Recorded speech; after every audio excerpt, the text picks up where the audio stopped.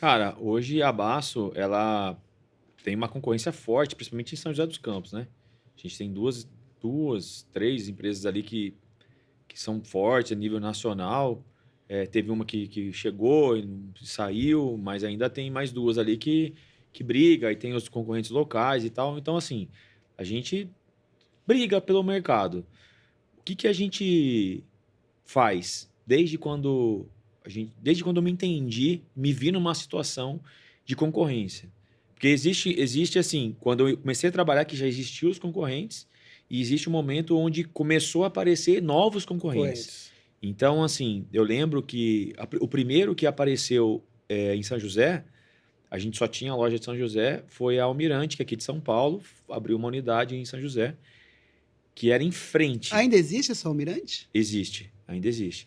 Era em frente mesmo, de porta assim, ó. E o dono, ele ficava sentado enquanto montava a loja, observando o nosso movimento, né? E meu pai ficava louco, velho. Nossa.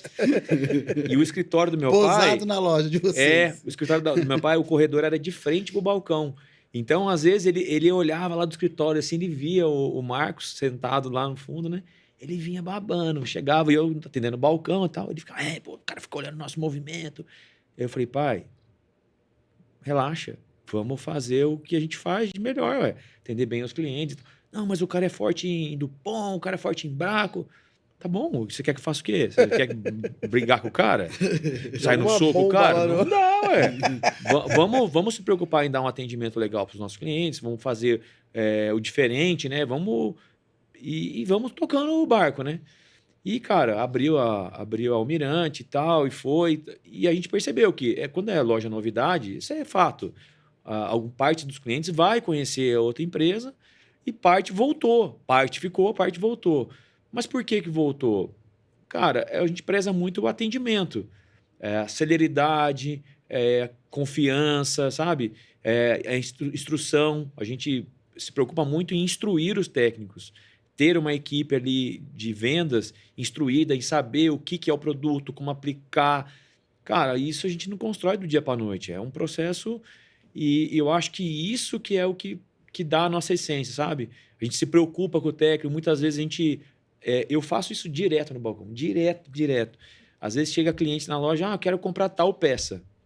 Aí eu olho, mas o que está acontecendo com o seu equipamento? Está acontecendo isso, isso, isso. Cara, seu problema não é esse. Seu problema aqui, ó, essa peça que você está me pedindo custa, sei lá, R$ 500. O seu problema é essa peça de 20. Aí os caras ficam meio sem entender, né? E aí eu falo pro pessoal, eu falei, gente, deixa eu falar uma coisa pra você, eu não quero ganhar seu dinheiro hoje, eu quero ganhar seu dinheiro depois. Você entendeu que você precisa disso? Então a gente instrui, tem clientes que às vezes não entendem, acham que a gente está com má fé de atendimento. Mas, cara, quem entra no negócio vê que a gente joga pela honestidade mesmo, né? Sim. Então, às vezes eu falo que eu não estou perdendo venda, estou deixando para ganhar lá na frente. Então, acho que esse é um pouco do nosso diferencial e a gente passa essa essência para toda a equipe. Todas as lojas, se você tiver uma experiência ali, você vai ver que é mais ou menos igual. Umas mais, outros menos, mas a essência é essa. Atendimento, conhecimento, força para o técnico, né? Muitas vezes a pessoa ela se vê numa situação em campo que ela não sabe o que fazer. E hoje o mais fácil é ligar para a loja, né? Então, se você não tiver pessoas com conhecimento, o cara fica a ver navios, ele fica flutuando, às vezes no cliente, passa carão. Então, a gente tenta sempre estar orientando a galera e tudo isso tem um custo, né? Essa importância da honestidade aí já é um grande diferencial Sim. mesmo, entendeu? Porque E fundamental é dentro do negócio. fundamental, porque pô, você chegar para o cliente, falar para ele, a maioria das pessoas venderiam mais caro. Com certeza. A gente já presenciou em algumas lojas, não vou citar nome de nenhuma loja aqui, mas já presenciou pessoas chegando com produto de outra loja, falando que tinha vendido aquilo, e a pessoa do balcão dessa loja que a gente estava falando que não era aí realmente isso, e que o tempo que perdeu, e que para comprar ali, era na verdade o produto era aquele, e depois você vai lá e tenta brigar para devolver. Cara, Então, assim, existe E essa. sabe uma coisa que eu falo muito para minha equipe? Falo isso diretamente. Falei, gente, entenda que se você vender uma peça, se você, vamos lá, olhar como vendas, uma loja precisa de vendas, isso é Sim, fato. realmente. Mas se a gente focar vendas, você tem que trazer meta, vendas e vendas. você começa a ter uma pressão em cima dos vendedores. Minha visão, tá? Não sei se eu tô certo ou errado, mas é a minha visão. Sim. Você começa a ter uma pressão muito grande em cima dos vendedores, e aí os vendedores têm que entregar número.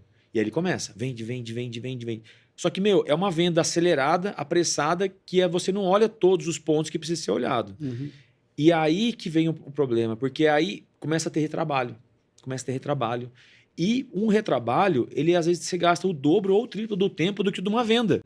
Então, eu prefiro deixar de vender naquele momento, Sim. mas eu ter mais tempo para vender outras coisas que fazem E sentido. ter uma venda qualificada. Com né? certeza. Então, o cliente, ele sai muito satisfeito. E eu tenho muita preocupação. Hoje mesmo eu recebi uma foto de um cliente, eu vendi um equipamento que a gente usou no nosso evento, vendi para ele, expliquei para ele, ó, a peça está assim, foi usada, mas é nova e tal.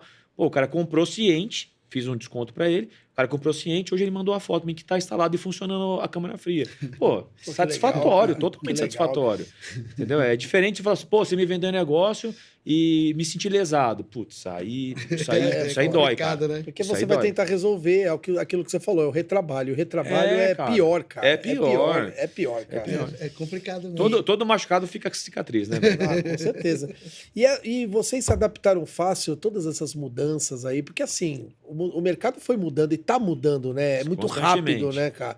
E com essas mudanças tecnológicas aí, com as coisas acontecendo, como é que você e o Fabinho vão se adaptando, estão se adaptando? Vocês estão preparados para as coisas que vêm aí? Agora eu sei que vocês também já estão no e-commerce também, que foi uma coisa que vocês trouxeram depois. Como é que vocês estão se preparando aí para esse mercado aí tão avançado, né? Porque a gente sabe que tem as paradas, né, Vander? Mas o mercado está sempre avançando, cara. A tecnologia hoje ela evolui muito rápido, né? A gente está falando aí, eu estou trabalhando já tem uns 27 anos, pô, de 27 anos para cá é vida, mas o tanto que evoluiu em relação a 27 anos do meu pai para trás Muita coisa é mudou. muita coisa. Pô, eu lembro quando meu pai pegou o primeiro celular, primeira vez que eu vi um celular. Hoje, cara, tem criança aí, adolescente de 10, 12 anos que já tem celular, Sim. WhatsApp, Instagram. Na minha época não tinha nada, era mal computador tinha em casa. Eu sou da época que não tinha internet, computador era DOS, os negócios. 386. Nossa, os negócios, Era sabe? muito diferente, Consórcio para comprar computador. É verdade. Meu pai é da época do consórcio para comprar linha telefônica. Fax. Hoje você vai em lugares que estão te dando chip de linha telefônica. Então, assim, o mundo evoluiu muito. Já usou fax?